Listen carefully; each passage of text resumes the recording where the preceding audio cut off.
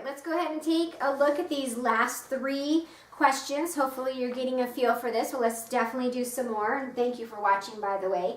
So they go through this whole long story about Jean, and this is the parade route. So these are going to be some lengths that we're going to work with. And so she's afraid she's going to trip, I think. Yes, she's going to trip at some random point along this route. And this area right here, this 0.5 mile stretch, this is where the supposed president can see her. So she wants to know, what's the probability if she trips on the route somewhere, what's the probability that she would be tripping in this area where the president can see her? So the concerning area that the length that we're concerned with is, what's the probability that she trips in this area?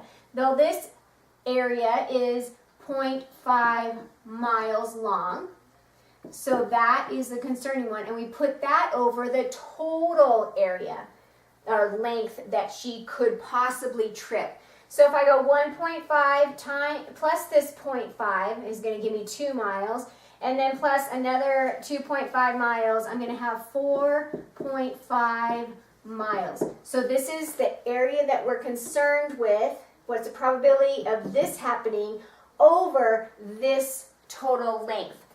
So once again, we can go ahead and use the calculator, and we're at 0.11. That is the probability, which also translates into 11%.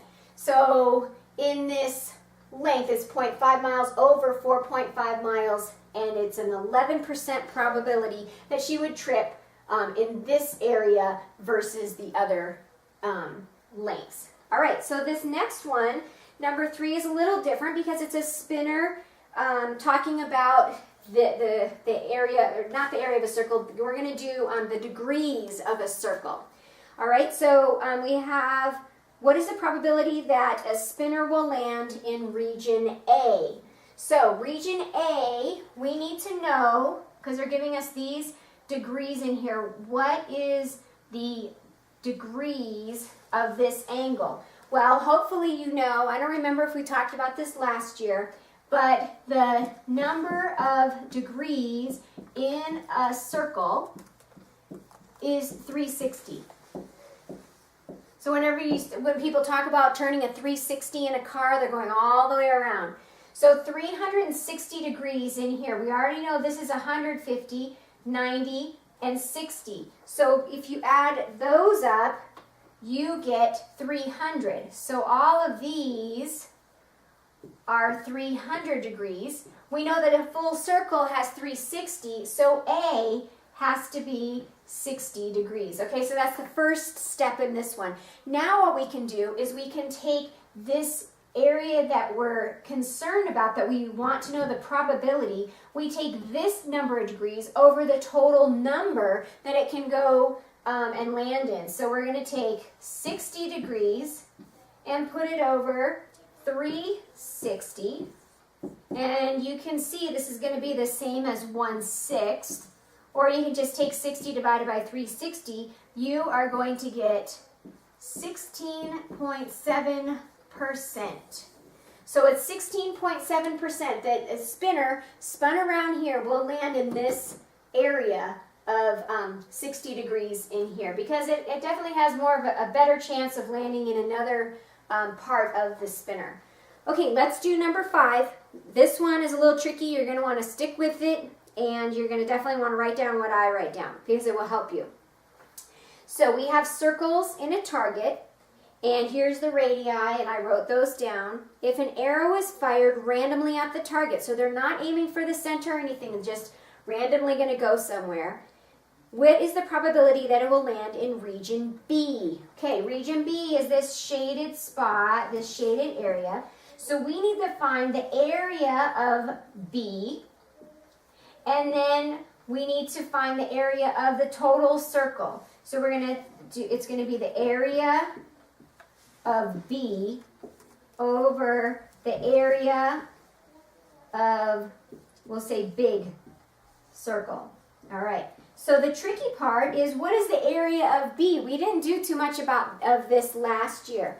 But do you agree that the area of B would be, if we took the area of this circle here all of that, but then we subtracted out this part, we would get this donut kind of shape of area of B.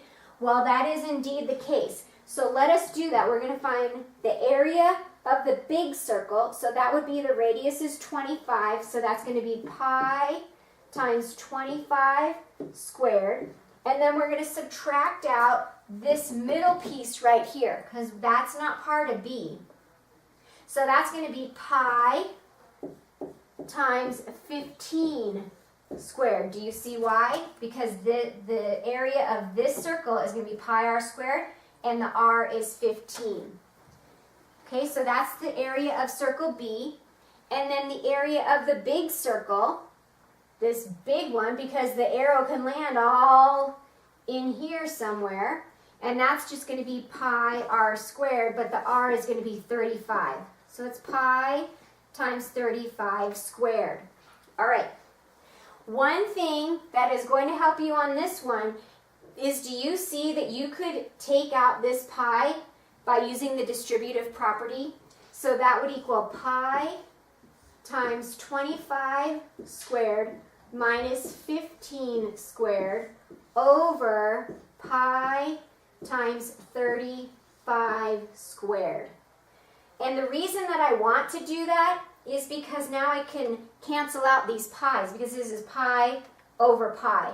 So then I don't have to worry about 3.14. And there's some questions in the homework that you will be able to do that as well. And I think I might even put that in the notes for your assignment. So then when I did this in a calculator, I get 6, and I'm running out of room, 625 minus 225 over 35 squared, which would be 1225. You go ahead and go through all that, and I'm going to put the answer over here. And I got 0.3265, and then that equals 32.65%. So there is a 32, almost 33% chance that an arrow randomly shot in here would be on in the shaded area of B. All right, so I will see you Wednesday and looking forward to it.